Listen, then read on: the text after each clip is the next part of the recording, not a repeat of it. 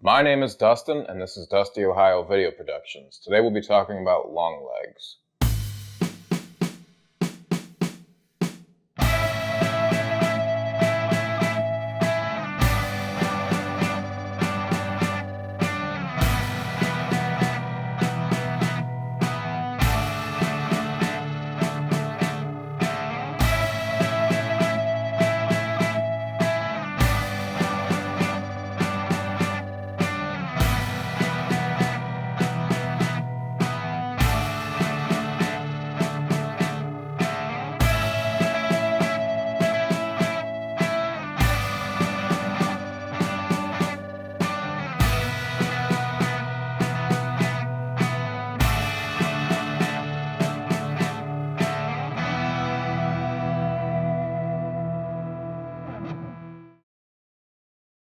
Longlegs is a 2024 horror film directed by Oz Perkins.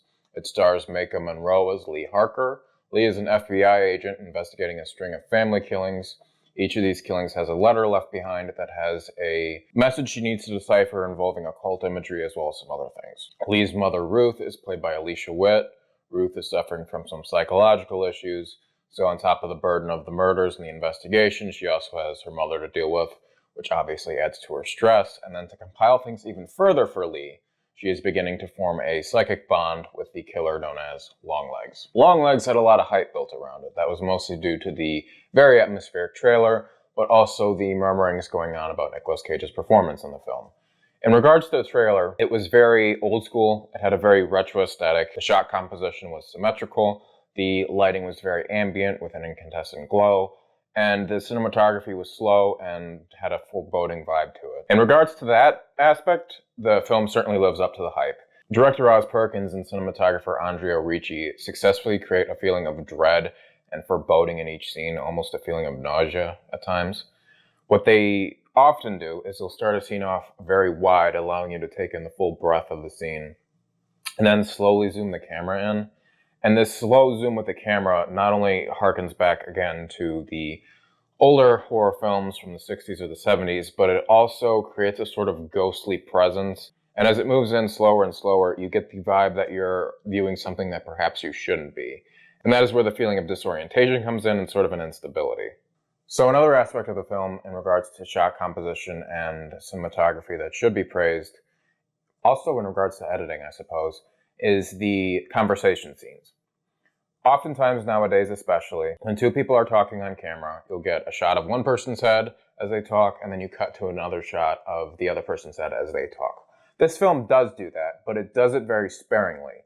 Instead, what you get is a two-shot, which is two people in the frame, and they go through the whole scene, and it allows the actors to breathe in their roles. It allows them to feel the dialogue better without being encumbered by unnecessary edits. Now, there are, again, sometimes where it does cut to a close-up of someone's face, but it's intercut with the two-shot rather than being cut to one person's face, cut to another person's face, cut to one person's face, cut to another person's face. Again, going back to the retro aesthetic, it serves to benefit what the film is going for. Longlegs is mostly very successful in what it wants to do. There's a term known as diegetic sound. That's my fourth take trying to say that. But what that is noise that both the audience and the characters in the film hear. So if someone in the movie knocks on the door, both the audience hears that and the characters in the film hear that. There's another term called non-diegetic sound, which is just noise that the audience hears. The diegetic sound in this film is handled very, very well.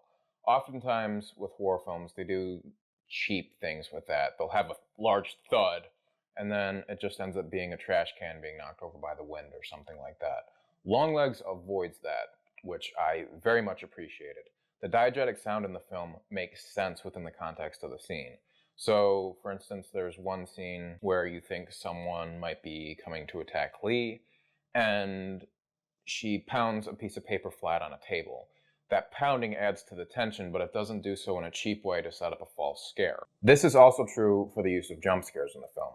They are not used in a cheap manner. When the film employs this technique, it's because the characters are actually experiencing something threatening or they're witnessing something horrific.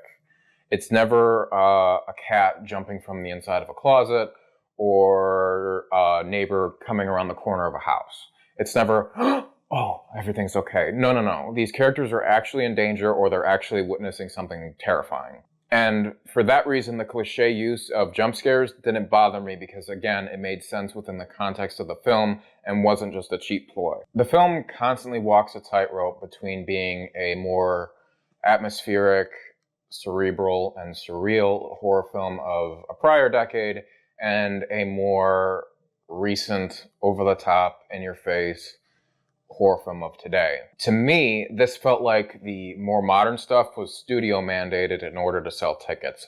I don't know if this is true, but it felt like a studio executive nudging Oz Perkins and saying, hey man, we gotta include this because it worked in this horror movie. And with this kind of stuff is where the very obvious plot twist comes in. The plot twist I won't spoil, but it was so obvious that I didn't see it coming because I didn't think they would go to someplace that apparent.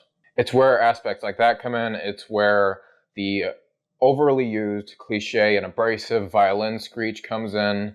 It's where the storyline takes a dive as well, unfortunately.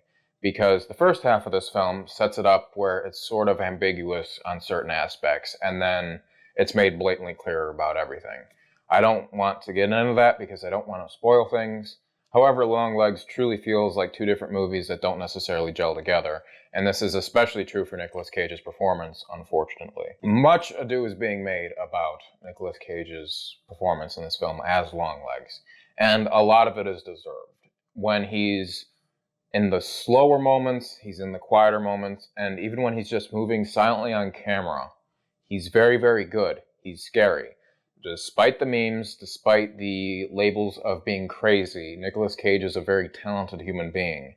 And he's able to capture what is necessary for the moment. He's very good at it. And because he's so good at it, he delivers two different performances in this movie that are basically two different characters. One character is an over-the-top Joker impression that screeches, yells, and generally acts like Tiny Tim if Tiny Tim were in The Shining. The other character is far more subtle, far more laid back, and appears to be relatively conflicted and confused. That second character was far more interesting. And that is the problem with the film, is that it just goes back and forth between these two different tones. And maybe it wasn't studio mandated. Maybe Oz Perkins just wanted to make a horror film that had a retro aesthetic, but modern day contrivances. Maybe that was his goal because he thought that's what would be needed to make it financially successful. But to me, it certainly felt like a studio executive saying, we got to incorporate this stuff because this stuff sells. What you get with this problem is a film that doesn't have a solid identity in its entirety. The first half is a methodical, cerebral, surreal, slow, atmospheric, old-school throwback horror film. And the second half is far more modern. It's abrasive. The ending comes quickly and feels rushed, and the plot elements that were set up in the first half that could be interpreted as not being literal are shown to be entirely literal. Both the first half and the second half of this film work. They're both creepy and they both succeed in what they want to do in creating tension and eliciting fear. They both work, just they don't work together. And again, it creates a juxtaposition that feels studio mandated rather than a creative choice, but maybe it was a creative choice because, again, maybe Oz Perkins just thought he needed this second half to be this way in order to get tickets sold. My final conclusion, though, I do think this film is good if you want to be creeped out, if you want to see some disturbing imagery and have skin-crawly moments. I think this film is worth seeing. I just think you should be aware that the first half is very disjointed from the second half, and that the shot composition, the lighting, and the cinematography that's present in the trailer is not necessarily representative of the film in its entirety. It's representative in about 60 to 70% of it, and then the other 30 to 40% is far more modern in how it is presented. So overall, I think Longlegs is a mixed bag. I think it's a very good horror film. I think it's creepy. I think it elicits a lot of tension in the viewer, and I think people will generally be freaked out by it if that is what they're going to see. I think the old school techniques are employed very well when they are employed, and I wish the film had more of that. In my personal opinion, I think Longlegs works very well within the horror genre, but contrary to what the trailer might suggest, I don't think it appeals to people outside of fans of that genre. I think it's pretty much stuck in being a horror film, and I don't think there's anything wrong with that. It's just that the trailer presented the possibility of something more, and I think if you're going to see it, you should be aware that it is very much a horror film. So with that being said, again, my name is Dustin. This is Dusty Ohio Video Productions. Thank you for watching, and I'll talk to you all later. Adios.